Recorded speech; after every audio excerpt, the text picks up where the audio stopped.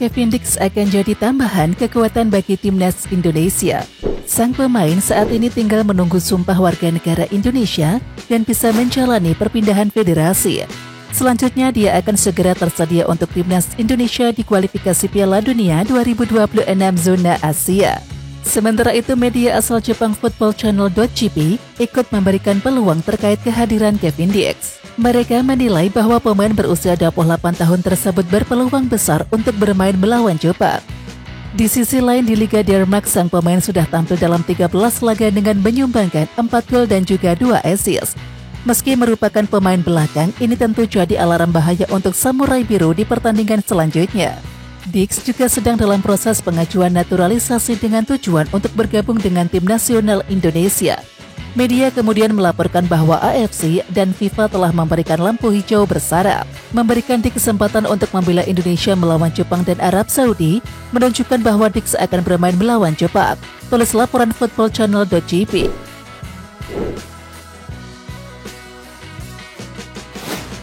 Jelang timnas Indonesia versus Jepang, apakah Pratama Arhan resmi bergabung dengan klub zona degradasi Liga 1 2024-25 Semen Padang?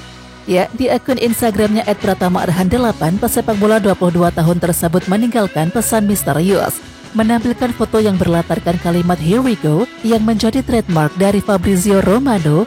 Pratama Arhan menuliskan caption yang mengindikasikan ex-pemain PSIS Semarang itu akan meninggalkan klubnya saat ini, Suwon FC. Setiap perjalanan punya alurnya sendiri, yang pasti semangat untuk terus berkembang selalu ada. Tagar New Beginnings, tagar stay tune, tulis Pratama Arhan.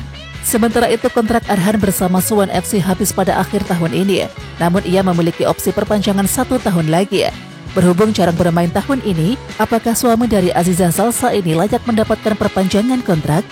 Ya, Dewan Penasihat Semen Padang sekaligus mertua Pratama Arhan yakni Andre Rosiade sempat melemparkan pertanyaan kepada netizen Indonesia. Ia seakan memberikan tanda ketika Liga Korea Selatan libur selama 2 bulan. Pratama Arhan akan bermain untuk Semen Padang. Bagaimana pendapat pendukung timnas Indonesia kalau selama libur 2 bulan sebelum masuk ke klubnya musim depan untuk menjaga kondisi @PratamaArhan8 bermain di @Semen Padang FCID, tulis Andre Rosiade di Instagram pribadinya. Ya, opsi ini sebenarnya sangat terbuka sekaligus membantu Semen Padang lepas dari jeratan degradasi. Hingga pekan ke-10 Liga 1 2024-25, Semen Padang duduk di posisi juru kunci dengan koleksi 5 angka. Terpaut 2 poin dari PSIS Semarang yang berada di posisi 15 atau batas akhir tim yang aman dari jeratan degradasi.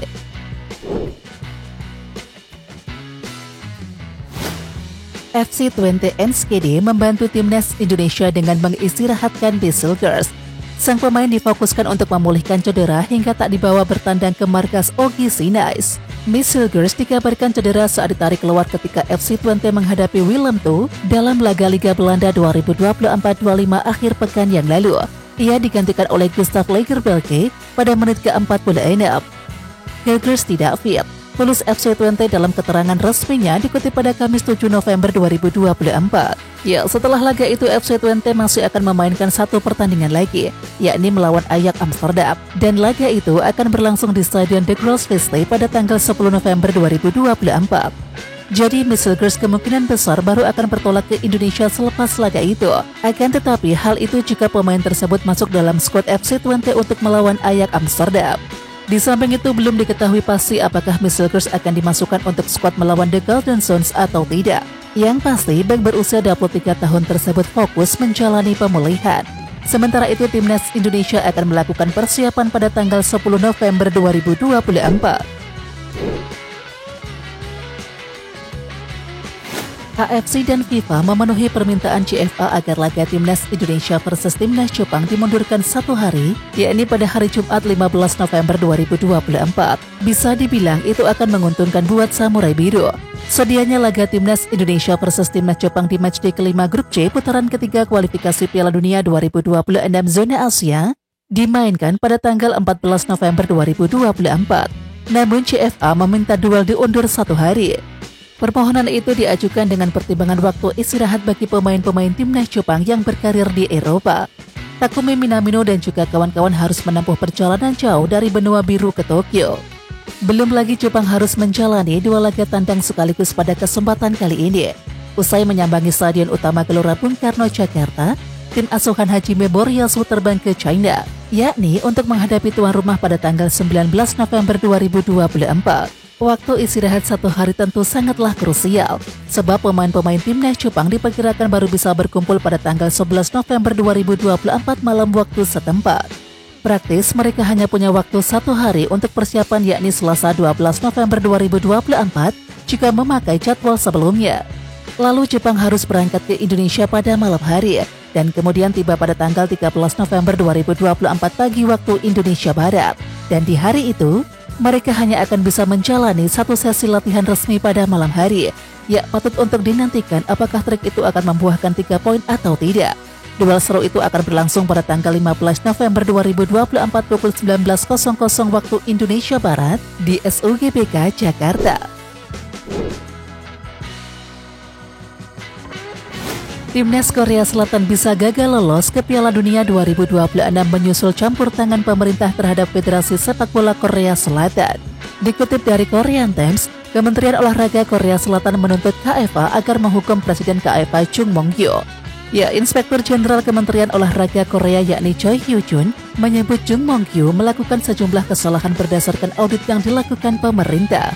Chung Mong-gyu diklaim melakukan praktik ilegal, terutama saat penunjukan Jurgen Klinsmann dan juga Hong Myung-boo sebagai pelatih timnas Korea Selatan.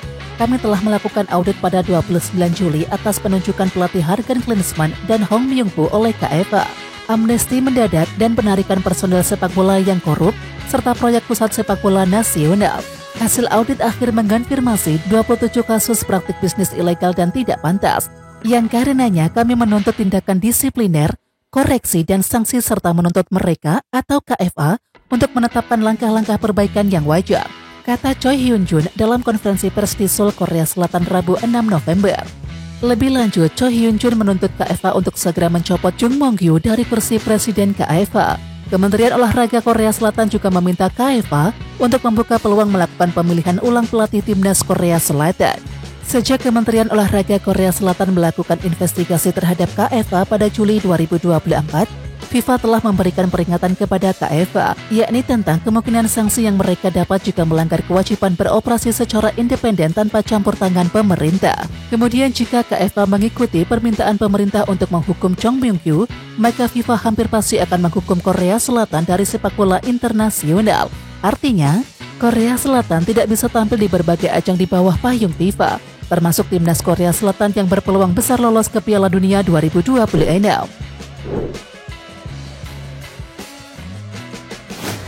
Asis berkelas saat melawan Madura United di Liga 1 bisa menjadi modal penting Rizky Ridho saat tampil bersama timnas Indonesia, yakni ketika melawan Jepang dalam kualifikasi Piala Dunia 2026. Sebelum bergabung dengan skuad Garuda, Rizky Ridho terlebih dahulu membela Persija Jakarta, yakni menghadapi Madura United dalam pertandingan terakhir Liga 1 sebelum jeda internasional.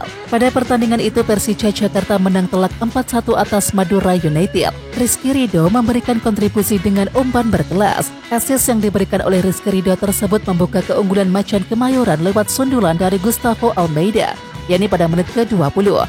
Dan asis tersebut dibuat Ridho dengan berkelas. Dalam sejumlah tayangan ulang video yang tersebar di media sosial, mulanya Rizky Ridho menguasai bola usai memenangkan duel di tengah lapangan.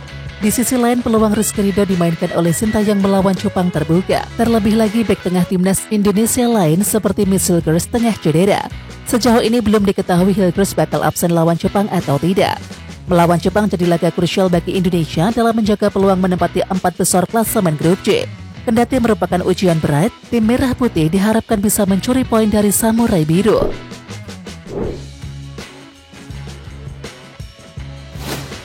Justin Hubner comeback ke lapangan setelah menderita cedera sejak Agustus 2024 saat membawa Wolves U21 menang atas Oldham dalam National League Cup atau Piala Liga Nasional Rabu 6 November 2024. Momen ini terjadi saat Wolves U21 bertandang ke kandang Oldham dalam babak pertama ajang National League Cup 2024. Justin Hubner kembali ke starting 11 Wolves U21 sejak hampir 2 bulan yang lalu. Meskipun demikian, sebagai tim tamu Wolves U21 tertinggal lebih dahulu pada menit ke-21 lewat Josh Stones. Diawali dari umpan panjang Justin Hubner yang mengarah ke Ethan Sutherland. Kemudian Ethan mengirimkan umpan ke Fletcher yang dengan tenang menceploskan bola ke gawang 1-1. Lalu tuan rumah menunjukkan respon yang berkelas setelah hanya 2 menit, kemudian kembali unggul 2-1 via Just Ojebulab. Skor 2-1 untuk keunggulan Oldham bertahan hingga babak pertama usai. Kemudian di babak kedua Justin Hubner ditarik keluar dan digantikan oleh Caden Voyes. Namun hal ini kemungkinan berkaitan dengan pendekatan taktik lebih menyerang. Ini juga jadi kabar gembira buat timnas Indonesia yang mengetahui bila Justin Hubner telah sembuh dari cederanya. Di samping itu Justin Hubner jadi salah satu dari 27 pemain yang dipanggil oleh timnas Indonesia untuk FIFA Matchday November 2024 melawan Jepang dan juga Arab Saudi.